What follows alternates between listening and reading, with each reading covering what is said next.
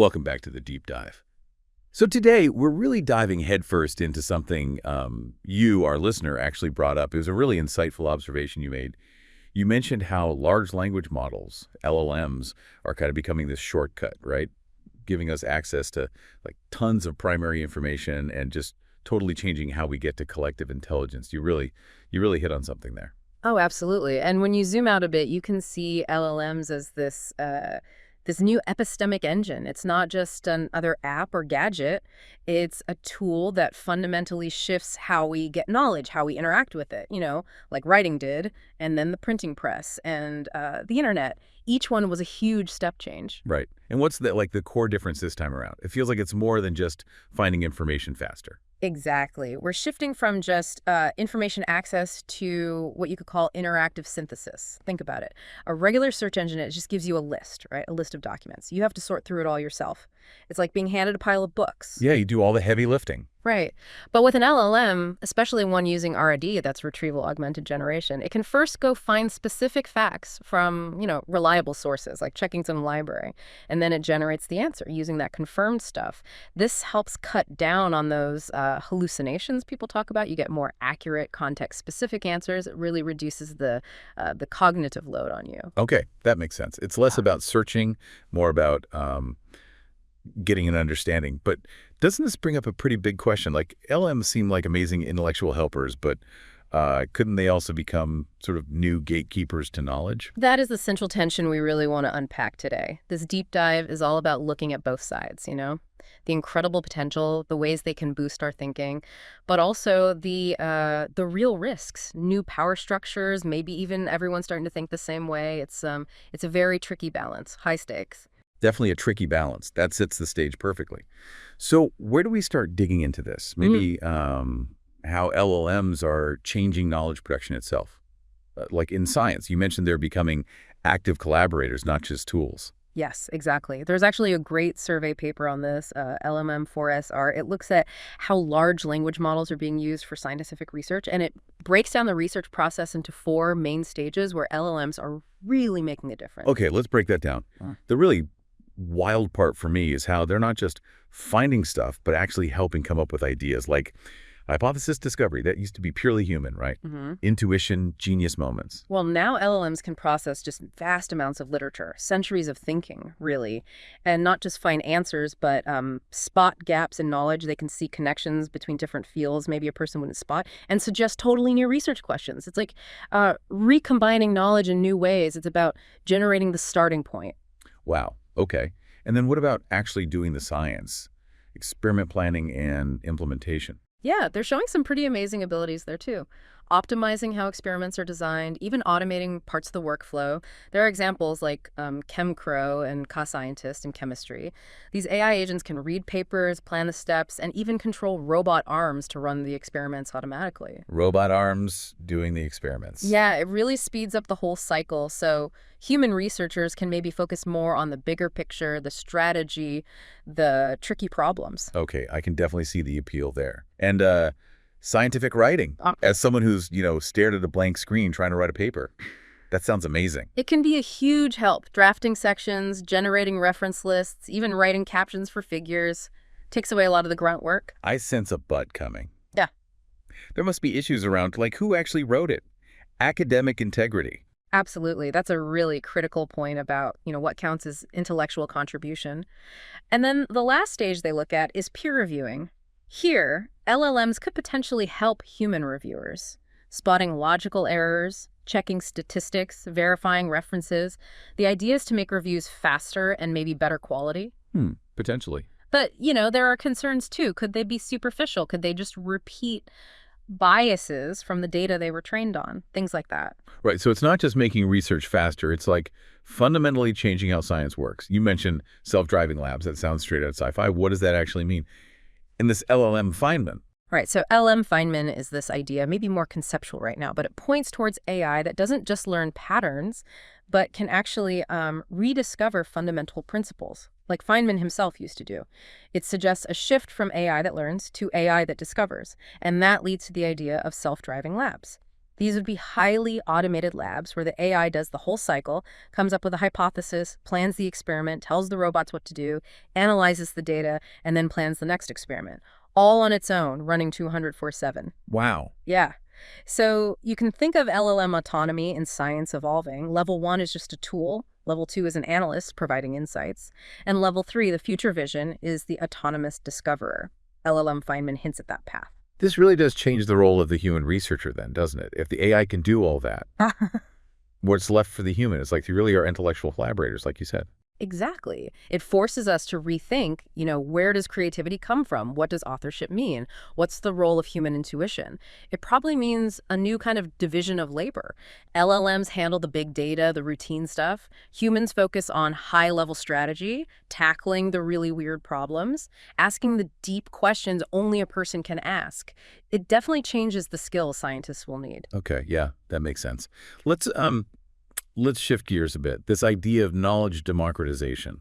It sounds great, right? AI making expert knowledge available to everyone through conversation. But you called it an illusion.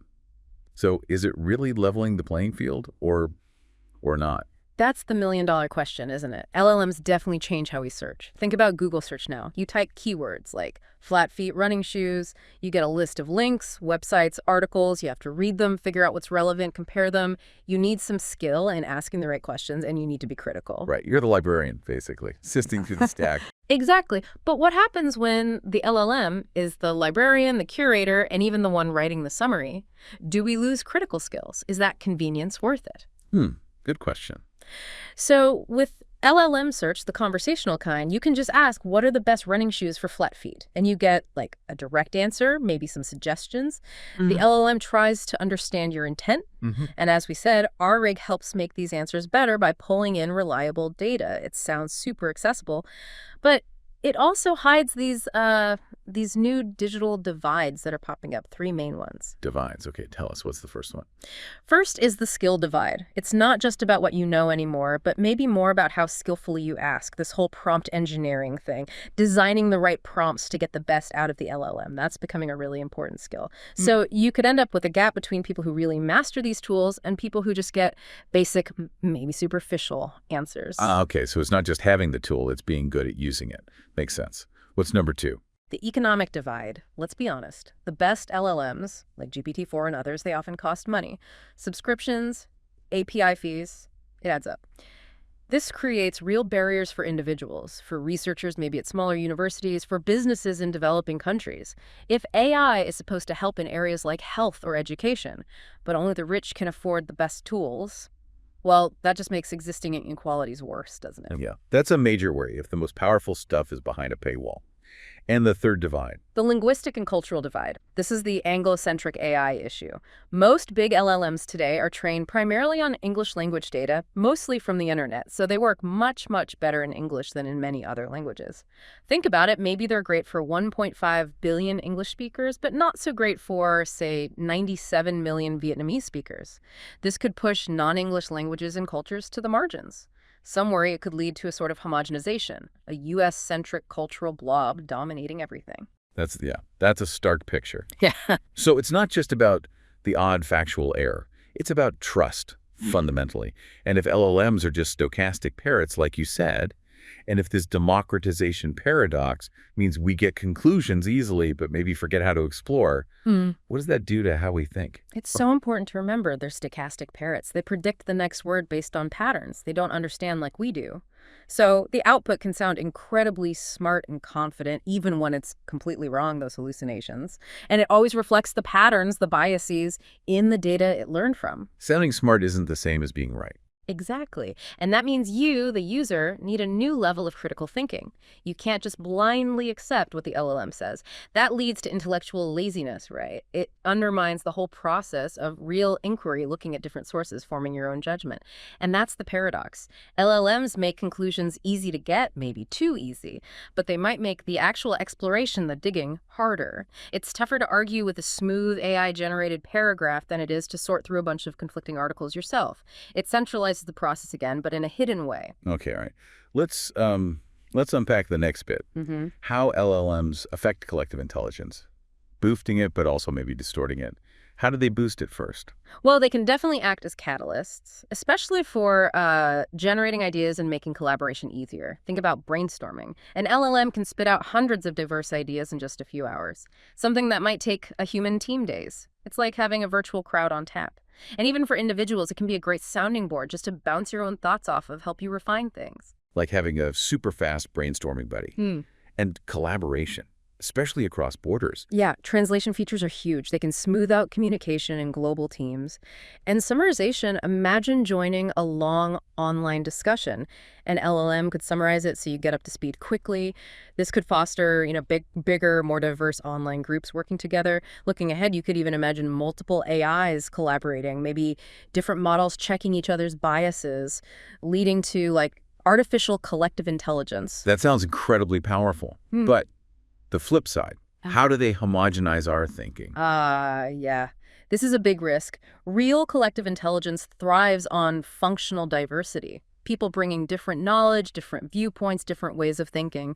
But if everyone starts relying heavily on the same one or two dominant LLMs, well, their thinking, their writing, their ideas will start to look the same. They become correlated. And that reduces the overall creativity and problem-solving power of the group. So everyone draws from the same well, and everything starts tasting the same. You also mentioned an illusion of consensus. Yeah.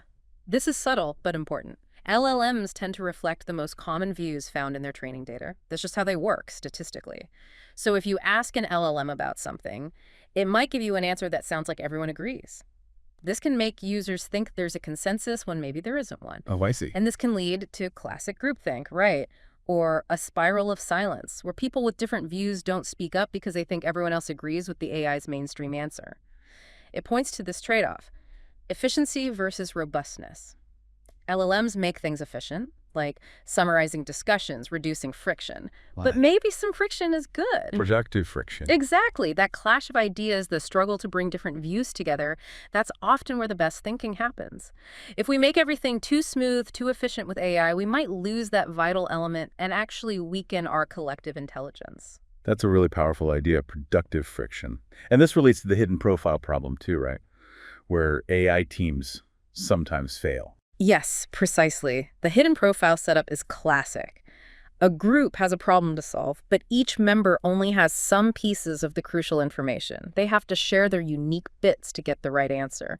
And studies show that teams of LLM agents often struggle with this. They don't integrate the fragmented information well. Sometimes a team of agents does worse than just one agent that was given all the info up front. So just connecting smart agents isn't enough. Right. It shows that AI agents can fall into the same traps as human groups, groupthink maybe, or just failing to properly share and combine unique knowledge. They're not immune to collective reasoning failures. They inherit our flaws sometimes. Okay, let's tackle a really big one now. The challenge on epistemic security. That sounds fundamental, like the threat to trust in knowledge itself. It really is. It's a systemic threat to the integrity of our whole knowledge ecosystem. That's what epistemic security means. And maybe one of the most concerning aspects here is the persuasive power of LLMs. They're getting incredibly good at it. Studies have shown LLMs can be more persuasive than humans, especially if they have some personal info about the person they're trying to persuade. One study found an 81.7% higher success rate for AI persuasion. 81.7%. That's staggering. And pretty scary. It is concerning. Think about the potential for misuse.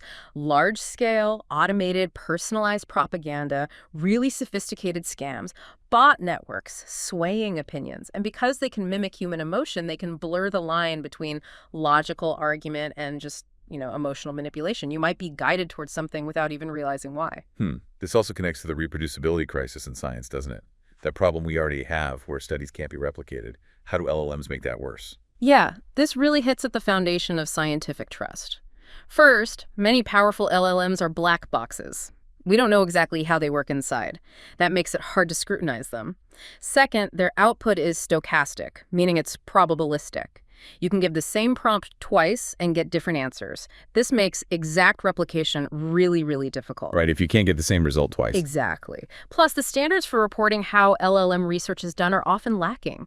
People don't always specify the exact model version, the training data cutoff date, how they handle the randomness. This just undermines reliability.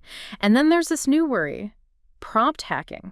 Like p-hacking in statistics, where researchers might tweak their prompts over and over until they get the result they want. That's a new form of potential misconduct. Wow, prompt hacking. Okay, so it's not just about lies, it's systemic threats. You mentioned epistemic scarcity and bot shit. Can you unpack those? Sure.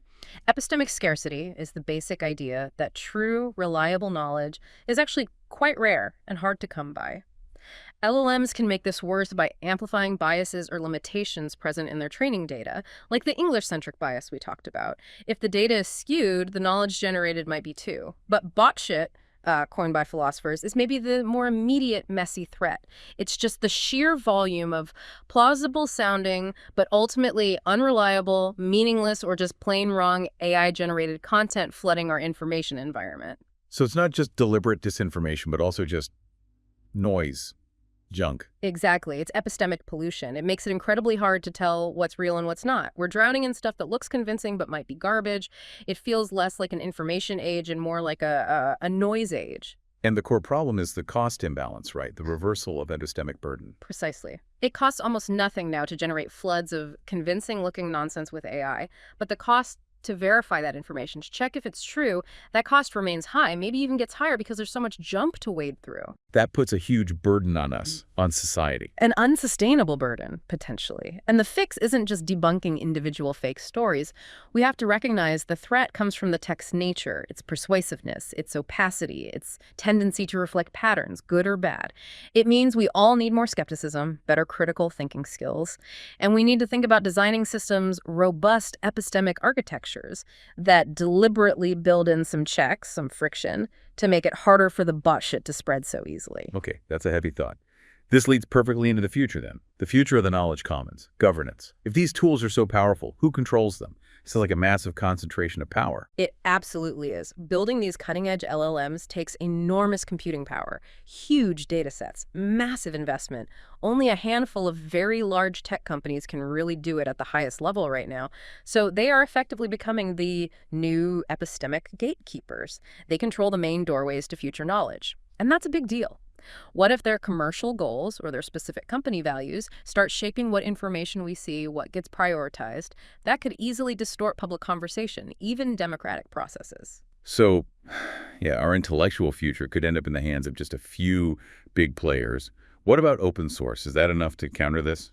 Open source models are definitely important. They offer transparency, allow more competition, more people can build on them. They're a crucial counterforce. But realistically, the very top performing models right now are often proprietary. And even with open source models, you still need significant computing resources to run them effectively, which again favors those with deep bucket. So it makes you wonder, like you said earlier, should these things be treated as public goods? Given the scale of their impact on education, science, the economy, democracy, there's a strong argument they should be. And that implies needing robust governance that goes way beyond just letting companies regulate themselves. So what would that kind of governance look like? Well, it's complex, but key parts would include strengthening democratic oversight. Governments need the capacity to understand and regulate this. Collaboration with civil society is vital. We need clear rules about responsibility and liability, who's accountable when an AI causes harm, and probably adopting polycentric governance. That just means many different players having a role. Governments, industry, academia, the public, all shaping how the technology develops and is used. Interestingly, there's even research using AI agents themselves in simulations, like public goods games, to try and figure out better governance structures. Using AI to help govern AI. That's .meta. Okay, but how do we ensure these complex systems are actually accountable day to day? Two key concepts here are AI audit and alignment verification. AI audit is basically like a financial audit, but for AI systems. Independent third parties would systematically check the systems, the data they were trained on, the algorithms, the outputs for things like fairness, safety, privacy, bias, technical robustness, legal compliance. There are efforts underway to standardize checklists for this, like in Europe. Okay, like checking into the hood. Yeah. And alignment verification. What's that about? Alignment is about making sure the AI's behavior actually matches human values and intentions. We try to build this in during training using techniques like RLHF reinforcement, learning from human feedback, where people rate the AI's outputs or DPO, direct preference optimization. But it's hard. Values are complex, they change, and AI systems can drift or find loopholes. So alignment isn't a one-time fix. It needs ongoing verification to make sure the AI is still doing what we want it to do and hasn't misinterpreted our goals. Right. It seems like this all boils down to a really fundamental trade-off, doesn't it? Openness versus safety. That's probably the core dilemma right now. We want openness, open source models, open research to prevent power concentration, to drive innovation, to allow scrutiny. But these models are incredibly powerful. If they're completely open, the risk of misuse for creating disinformation, for cyber attacks, for other harmful things goes way up. So how much openness is safe? How much restrictions stifles progress or entrenches monopolies? Yeah, no easy answers there. Not at all. It's a societal choice, really, about the balance of risk and benefit we're willing to accept. And future governance can't just be reactive, putting out fires. It needs to be proactive, system forming. That means things like investing in public AI infrastructure, supporting independent researchers who can audit these systems, and really tackling the root causes of power concentration and this epistemic insecurity we've been talking about. Okay. So let's try and wrap this up. Our deep dive today has really circled around this core paradox, hasn't it? LLMs as these amazing intellectual helpers boosting our thinking, but also acting as these subtle new gatekeepers, shaping how we even get to knowledge in the first place. Exactly, and we've unpacked some of the key tensions that arise from that paradox. Augmentation versus automation. Are they helping us think or thinking for us? Democratization versus new elites. Are they really leveling the playing field or just creating new hierarchies based on who has the skills, the money, the right language? Right.